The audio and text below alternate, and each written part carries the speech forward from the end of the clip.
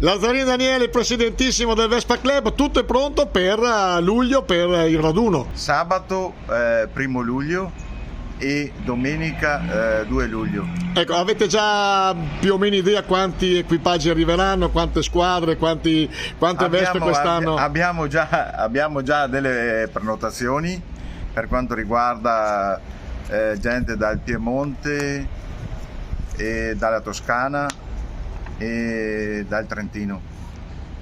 Di conseguenza bisogna prenotare perché i posti limitati a pranzo sono 150 e lì non si transige. Come sempre noi sottolineiamo che il fatto di un'importanza di portare nel nostro territorio tanta gente, e voi siete ormai un veicolo di marketing territoriale importante.